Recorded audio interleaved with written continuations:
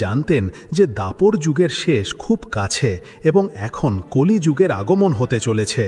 তার মনে নানা রকম প্রশ্ন উঠছিল, যেমন আগামী যুগে মানুষ কেমন হবে, তাদের আচরণ কেমন হবে, সমাজে ধর্মের কি স্থান হবে, আর সত্যের কি অবস্থা হবে। এই সব চিন্তায় ডুবে যুধিষ্ঠির তার চার ভাই অর্থাৎ শক্তিশালী ভীম, মহান ধনুর্ধর অর্জুন এবং জ্ঞানী নকুল ও সহদেবের সাথে মিলে ভগবান শ্রীকৃষ্ণের কাছে যাওয়ার সিদ্ধান্ত নিলেন। তারা ভালোভাবেই জানতেন যে এই ব্রহ্মাণ্ডে কেবল সর্বজ্ঞ শ্রীকৃষ্ণই তাদের এই গভীর প্রশ্নগুলো সঠিক উত্তর দিতে পারেন। যখন পঞ্চপাণ্ডব ভগবান শ্রীকৃষ্ণের কাছে দ্বারকায় পৌঁছালেন, তখন তারা শ্রীকৃষ্ণের চরণে প্রণাম করলেন এবং নিজেদের চিন্তার কথা জানালেন। যুধিষ্ঠির হাত জোর করে বললেন, হে মাধব, এখন দাপর যুগের অন্তিম সময় চলছে। আমরা সবাই জানি যে এর পরে কলিযুগ আসবে, যার সম্পর্কে আমরা শুনেছি যে তা খুবই ভয়ঙ্কর হবে। দয়া করে আপনি আমাদের বলুন যে আগামী কলিযুগে সময়ের গতি কেমন হবে, মানুষের স্বভাব কেমন হবে, আর এই খারাপ যুগের পাপ থেকে বাঁচার উপায় কি হবে। ভগবান শ্রীকৃষ্ণ ধীরে হাসলেন এবং বললেন, হে ধর্মরাজ, তোমার প্রশ্ন খুবই গভীর এবং গুরুত্বপূর্ণ। কলিযুগ সম্পর্কে শুধু শুনে বোঝা খুব কঠিন। এটাকে পুরোপুরি বোঝার জন্য তোমাদের এটা নিজেদের চোখে দেখতে হবে। আমি চাই তোমরা 5 ভাই আলাদা আলাদা দিকে জঙ্গলে যাও এবং সেখানে যা কিছুই অদ্ভুত বা আশ্চর্য দেখবে তা মন দিয়ে দেখো এবং ফিরে এসে আমাকে সেই বিষয়ে বলো। আমি তোমাদের দেখা দৃশ্যগুলোর মানে এবং কলিযুগের উপর তার কি প্রভাব পড়বে তা বিস্তারিত বুঝিয়ে বলবো। ভগবান শ্রীকৃষ্ণের আদেশ মেনে পঞ্চপাণ্ডব আলাদা আলাদা দিকে ঘন বনের দিকে বেরিয়ে পড়লেন। বনে ঘুরতে ঘুরতে তারা যা কিছু দেখলেন তা খুবই অদ্ভুত এবং অবাক করার মতো ছিল। সবার আগে ধর্মরাজ যুধিষ্ঠির তার ভ্রমণের সময় এক খুব অদ্ভুত দৃশ্য দেখলেন। তিনি দেখলেন যে একটা বিশাল হাতির 2টো শুঁড় আছে। এটা দেখে তিনি খুব অবাক হয়ে গেলেন যে এমনটা কিভাবে হতে পারে।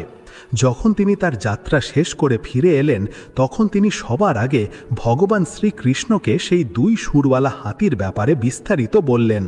শ্রীকৃষ্ণ তার কথা শুনে বললেন, হে ধর্মরাজ, এখন তুমি কলিযুগের কথা শোনো। তুমি যে 2 শুঁড়ওয়ালা হাতি দেখেছ তা এই কথার সরাসরি ইঙ্গিত যে কলিযুগে এমন লোকেদের রাজত্ব হবে যারা দুদিক থেকেই শোষণ করবে।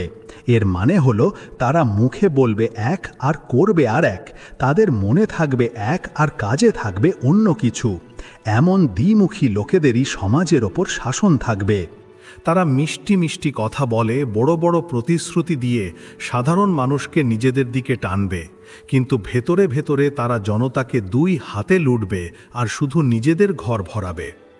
এমন শাসকের রাজত্বে প্রজাদের ভালো হওয়া অসম্ভব হবে। এরপর মহান ধনুর্ধর অর্জুন নিজের অভিজ্ঞতা জানালেন।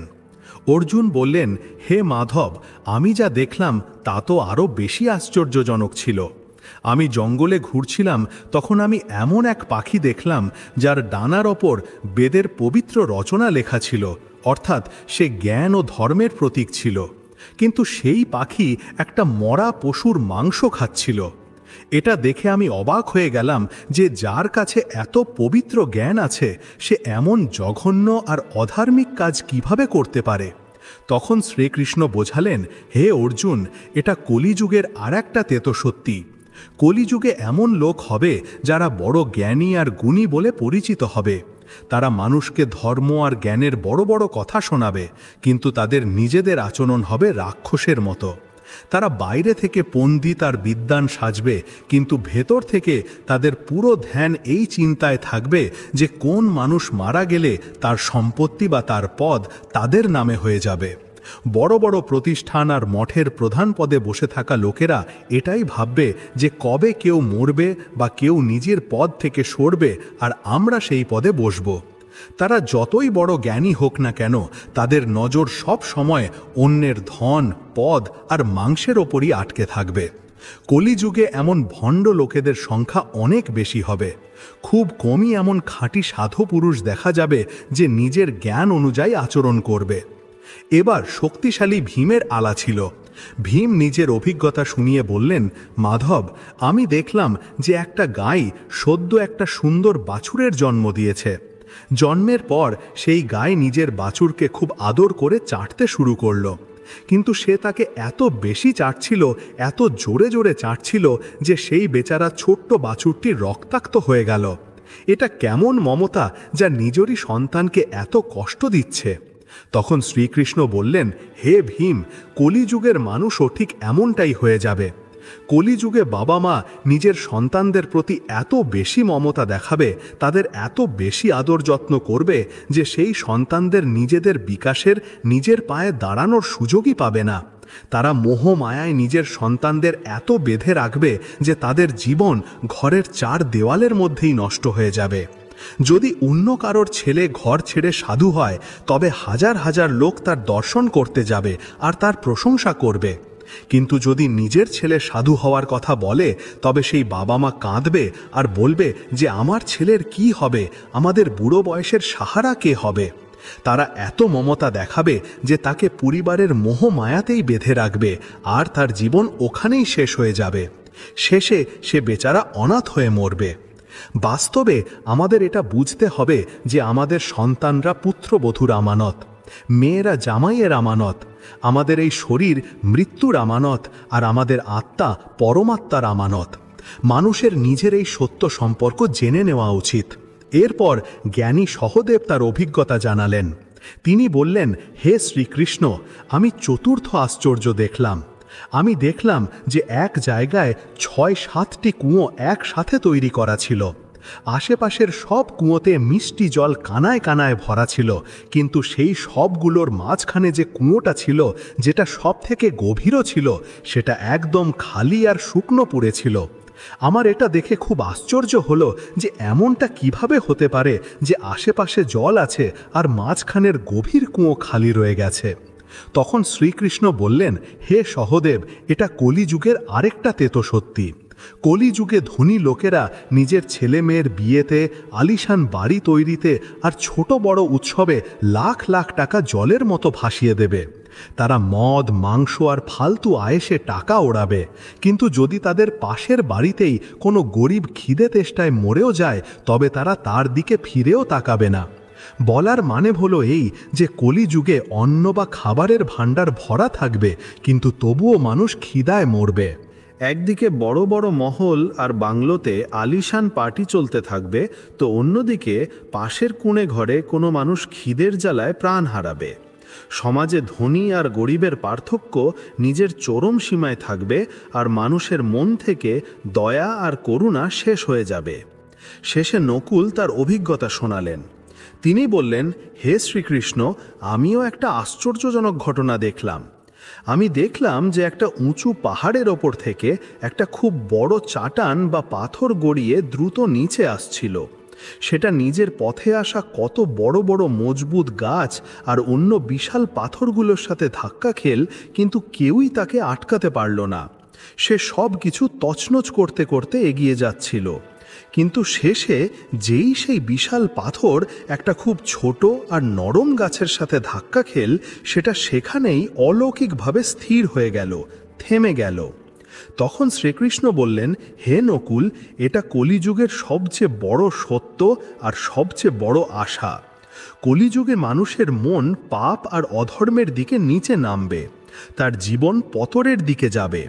এই পড়ে যাওয়া জীবন না তো ধনের বিশাল পাথর দিয়ে আটকাবে, আর না ক্ষমতার বড় বড় মজবুত গাছ দিয়ে, কিন্তু হরি নামের একটা ছোট চারা গাছ দিয়ে, অর্থাৎ ভগবানের নাম আর তার কীর্তনের একটা ছোট আশ্রয় দিয়ে মানুষের জীবনের পতন হওয়া আটকে যাবে।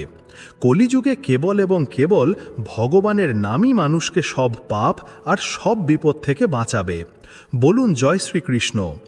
পাণ্ডবরা কলিযুগের লক্ষণ তো বুঝে গেলেন, কিন্তু তাদের মনে এখন এই প্রশ্ন জাগছিল যে এই যুগে কর্মের ফল কিভাবে পাওয়া যাবে।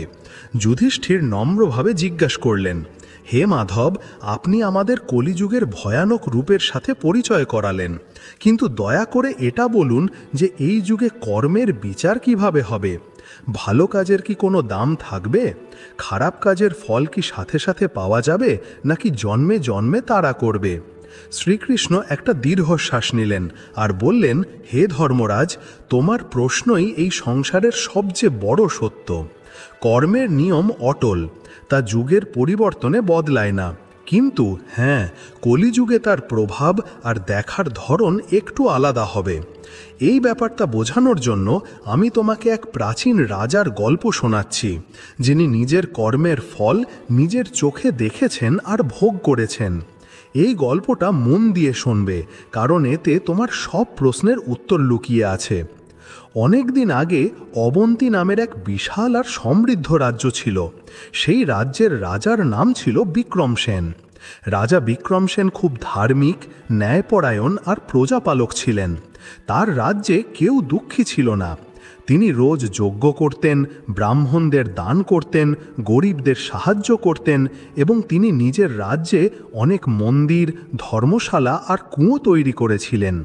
তার ভালো কাজের আলোচনা দূর দূর পর্যন্ত ছড়িয়েছিল। সময়ের সাথে সাথে রাজা বিক্রমসেনের মনে নিজের ভালো কাজ নিয়ে এক সূক্ষ্ম অহংকার তৈরি হলো। তার মনে হতে লাগলো যে তিনি এত পুণ্য করেছেন যে এখন কোনো দুঃখ বা বিপদ তাকে ছুঁতেও পারবে না। তিনি ভাবতেন যে তার কর্মের খাতা এত ভরা যে তিনি সব সময় সুখী থাকবেন। একদিন তার দরবারে এক তেজস্বী সাধু এলেন। তার নাম ছিল ঋষি জ্ঞানসাগর। রাজা তার খুব আদর যত্ন করলেন। কথাবার্তার সময় রাজা নিজের ভালো কাজের প্রশংসা করতে করতে বললেন, হে মুনিবর, আমি আমার জীবনে এত পুণ্য করেছি যে আমার বিশ্বাস আমার ভবিষ্যৎ সব সময় উজ্জ্বল থাকবে। আমি কখনো কারোর সাথে অন্যায় করিনি, তাই আমার সাথেও কখনো অন্যায় হতে পারে না। ঋষি জ্ঞানসাগর হাসলেন আর বললেন, হে রাজন, তোমার ভালো কাজ প্রশংসার যোগ্য, এতে কোনো সন্দেহ নেই। কিন্তু কর্মের খেলা অতটা সোজা নয় যতটা তুমি ভাবছ। কর্মের গতি খুবই রহস্যময় আর গভীর হয়।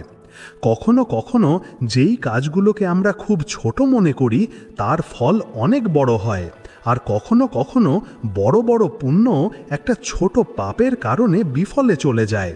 আর সবচেয়ে বড় কথা, যতক্ষণ কর্মে অহংকারের অংশ জুড়ে থাকে ততক্ষণ তা সত্যিকারের পুণ্য বলা যায় না।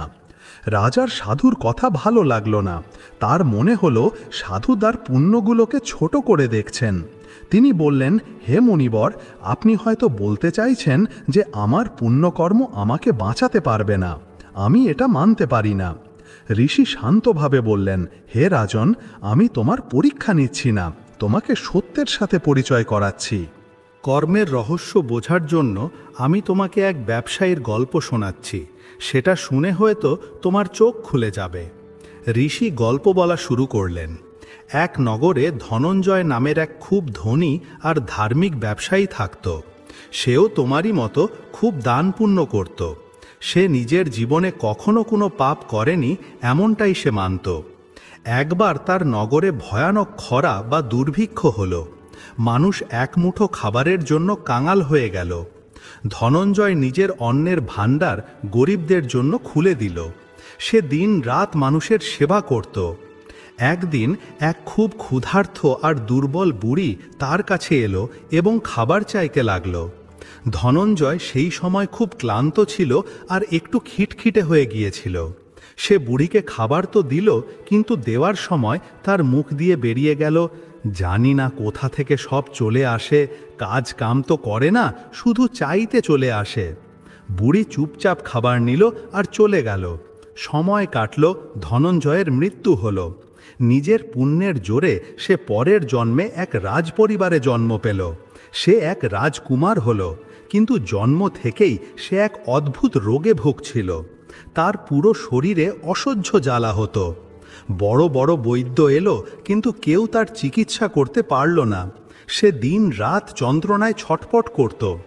যখন সে বড় হলো তখন সে জ্যোতিষীদের জিজ্ঞেস করল যে আমি আমার গত জন্মে এত পুণ্য করেছিলাম, তাও আমি এই অসহ্য কষ্ট কেন পাচ্ছি? তখন এক মহান জ্ঞানী তাকে বললেন, হে রাজকুমার, তুমি গত জন্মে কোটি কোটি পুণ্য করেছিলে, কিন্তু তুমি এক ক্ষুধার্ত বুড়িকে অন্ন দেওয়ার সময় যে কটু কথা বলেছিলে, সেই এক ছোট পাপ তোমার সব পুণ্যে জল ঢেলে দিয়েছে। তুমি অন্নদানের পুণ্য তো করেছিলে, কিন্তু অহংকার আর অবহেলার ভাবের কারণে সেই পুণ্যের ফল নষ্ট হয়ে গেল। সেই বুড়ির মনে যে আঘাত লেগেছিল, তার ফল তুমি এই জন্মে শারীরিক যন্ত্রণার রূপে ভোগ করছো। এই গল্প শুনিয়ে ঋষি জ্ঞান সাগর চুপ হয়ে গেলেন। রাজা বিক্রমসেনের মুখ ফ্যাকাশে হয়ে গিয়েছিল। তিনি নিজের ভুল বুঝতে পারলেন। তিনি ঋষির পা জড়িয়ে ধরলেন আর বললেন, হে মুনিবর, আপনি আমার চোখ খুলে দিলেন, আমাকে ক্ষমা করুন। এবার আপনিই বলুন যে কর্মের সত্যিকারের রূপকে কিভাবে বোঝা যায়। ঋষি বললেন, হে রাজন, কর্মকে বই দিয়ে নয়, অভিজ্ঞতা দিয়ে বোঝা যায়। যদি তুমি সত্যিই কর্মের রহস্য জানতে চাও, তবে নিজের এই রাজপাট, এই ঐশ্বর্য সব কিছু ত্যাগ করে এক সাধারণ মানুষের মতো বেশ বদলে 1 বছরের জন্য নিজের রাজ্যে ঘোরো। তুমি দেখবে যে দুনিয়া কেমন আর কর্ম কিভাবে কাজ করে। রাজা বিক্রমসেনের ঋষির কথা মেনে নিলেন। তিনি নিজের মন্ত্রীকে রাজকাজ সঁপে দিলেন এবং এক সাধারণ ছেঁড়া পুরনো কাপড় পরে রাতের অন্ধকারে রাজপ্রাসাদ থেকে বেরিয়ে পড়লেন।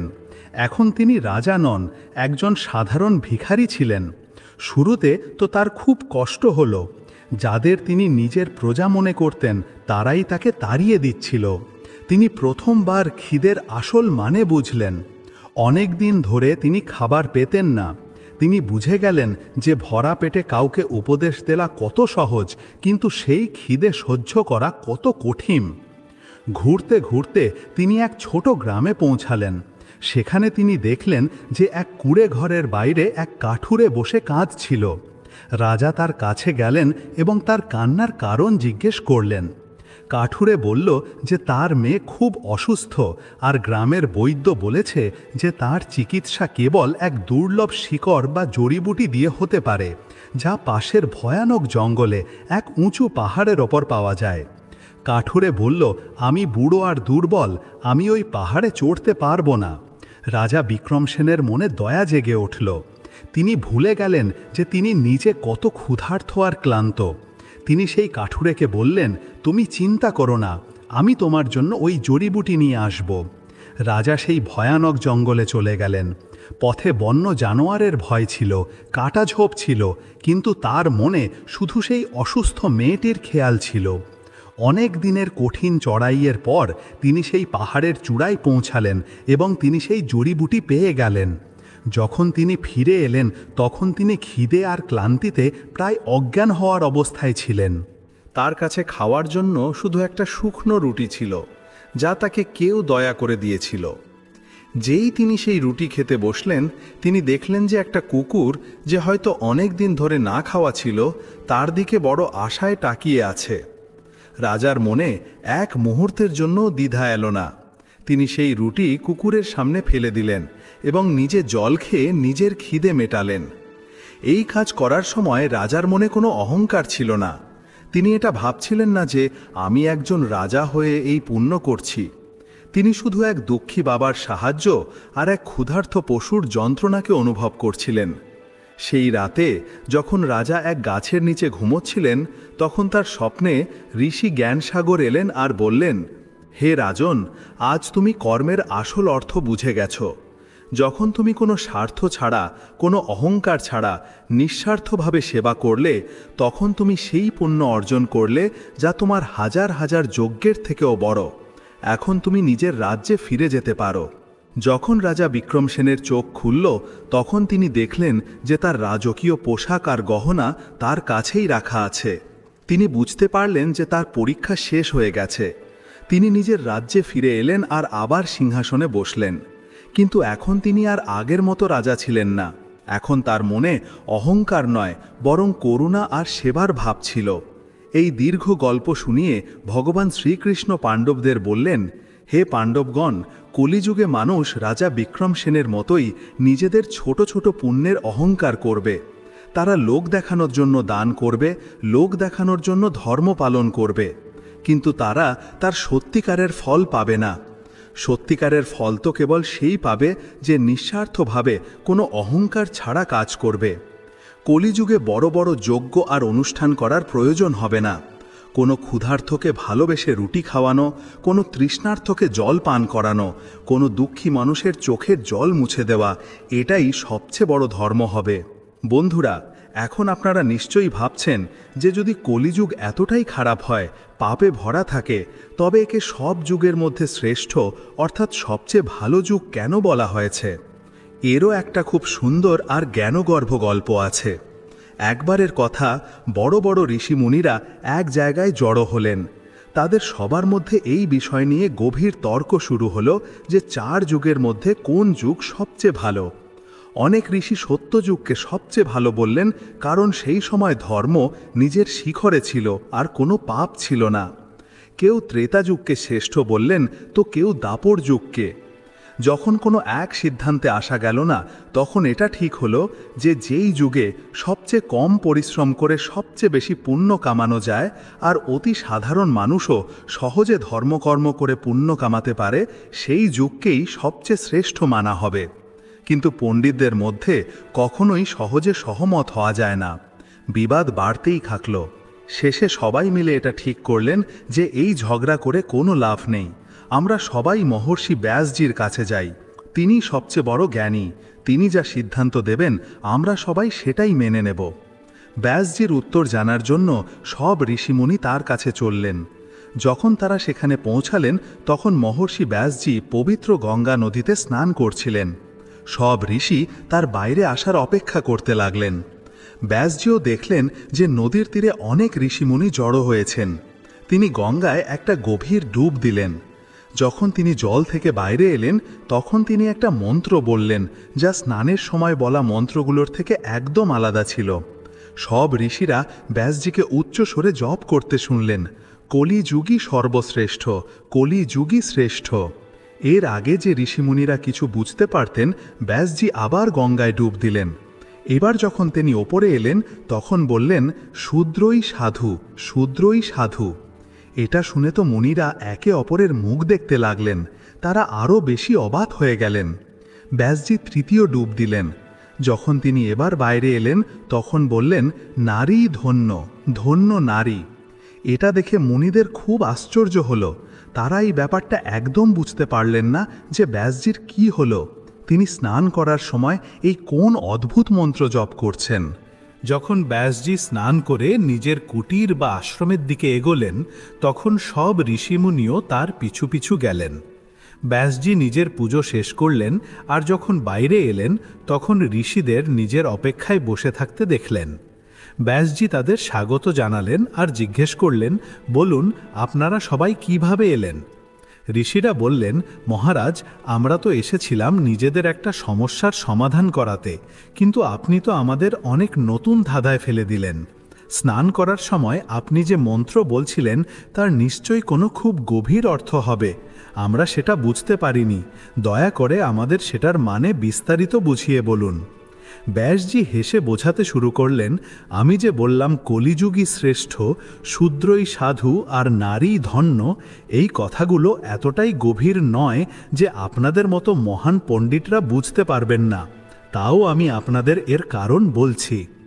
আমি কলিযুগকে সর্বশ্রেষ্ঠ এই জন্য বললাম, কারণ যে মহান ফল সত্যযুগে 10 বছর পর্যন্ত কঠোর জপ তপ, পুজো পাঠ আর ব্রহ্মচর্য পালন করলে পাওয়া যেত, সেই একই ফল ত্রেতা যুগে কেবল 1 বছরে, দাপর যুগে 1 মাসে আর কলিযুগে কেবল 1 দিন হরিনাম জপ করলেই পাওয়া যায়।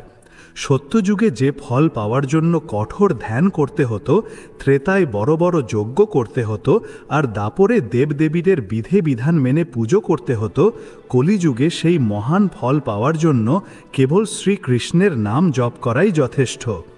কম সময়ে আর কম পরিশ্রমে সবচেয়ে বেশি পুণ্য লাভ হওয়ার কারণেই আমি কলিযুগকে সব যুগের মধ্যে সবচেয়ে শ্রেষ্ঠ বলেছি। আমি শূদ্রকে সাধু এই জন্য বলেছি, কারণ ব্রাহ্মণদের জন্মের পর কতই না কঠোর নিয়ম আর বিধিবিধান পালন করার পর পুণ্য লাভ হয়, যেখানে একজন শূদ্র কেবল সত্যিকারের নিষ্ঠার সাথে সেবা ধর্ম পালন করেই সেই পুণ্য সহজে কামাতে পারে। তারা সমাজে সব কিছু সহ্য করেও নিজেদের কর্তব্য পালন করে, তাই তারা সাধুর সমান আর পূজনীয়। আর আমি নারীকে ধন্য এই জন্য বলেছি কারণ নারী এই সংসারের রচয়িতা। কলিযুগে নারী সত্যিকারের শক্তি আর শ্রদ্ধার প্রতীক হবে। নারীরা নিজেদের মন, কথা আর কাজ দিয়ে নিজেদের পরিবারের নিঃস্বার্থ আর সমর্পিত সেবা করেই মহান পুণ্য কামিয়ে নেয়। তারা নিজেদের প্রতিদিনের সাধারণ কাজের মধ্যেই এত পুণ্য কামিয়ে নেয় যা বড় বড় তপস্বীরাও কামাতে পারেন না, তাই তারাই সবচেয়ে ধন্য। এটা শুনে সব ঋষি মুনিরা ব্যাসজির কথা পুরোপুরি বুঝতে পারলেন আর তারা তার সাথে একমত হলেন। তারা এক স্বরে বললেন, মহারাজ, আমরা যে কাজের জন্য আপনার কাছে এসেছিলাম তা আপনার কৃপায় পূর্ণ হয়ে গেছে। তখন ব্যাসজি বললেন, আমি নদীর তীরেই নিজের ধ্যানের শক্তিতে আপনাদের মনের কথা জেনে নিয়েছিলাম। সেই জন্যই আমি ডুব দেওয়ার সাথে সাথেই আপনাদের সব প্রশ্নের উত্তরও দিয়ে দিয়েছিলাম। সবাই মহর্ষি ব্যাসের পুজো করলেন আর সন্তুষ্ট হয়ে নিজেদের জায়গায় ফিরে গেলেন। এখন আমরা জানি যে আমাদের গ্রন্থগুলোতে কলিযুগ সম্পর্কে আর কি ভবিষ্যৎবাণী করা হয়েছে। পৌরাণিক গ্রন্থ অনুযায়ী 4টে যুগ হয়: সত্যযুগ, ত্রেতাযুগ, দাপর যুগ আর কলিযুগ। বলা হয় যে কলিযুগে পাপ নিজের শিখরে থাকবে। আসুন জানি কলিযুগের ব্যাপারে গ্রন্থে কি লেখা আছে। সত্যযুগে ধর্মের 4টে পা ছিল আর মানুষের উচ্চতা 32 ফুট হতো। সেই যুগে পাপ 0% আর পুণ্য 100% হতো। ত্রেতা যুগে ধর্মের 3টে পা রয়ে গেল আর মানুষের উচ্চতা 21 ফুট হয়ে গেল। এই যুগে পাপ 25% আর পুণ্য 75% হতো। দাপর যুগে ধর্মের 2টো পাই রয়ে গেল আর মানুষের উচ্চতা 11 ফুট হয়ে গেল। এই যুগে পাপ আর পুণ্য দুটোই 50-50% ছিল। এবার কথা বলি কলিযুগের। কলিযুগে ধর্মের কেবল একটাই পা বেঁচে আছে, অর্থাৎ ধর্ম খুবই দুর্বল হয়ে গেছে। এই যুগে মানুষের গড় উচ্চতা 5 ফুট 5 ইঞ্চি বলা হয়েছে।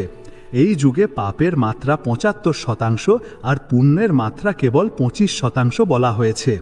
কিন্তু আজকের সময় দেখে এমন মনে হয় যে কলিকাল নিজের চরমে আছে। যে 25% পুণ্যের কথা বলা হয়েছিল তাও এখন কোথাও দেখা যায় না। এখন চারিদিকে পাপই পাপ চোখে পড়ে। এখন জানি যে পুরাণে কলিযুগের বর্ণনা কেমন দেয়া হয়েছে।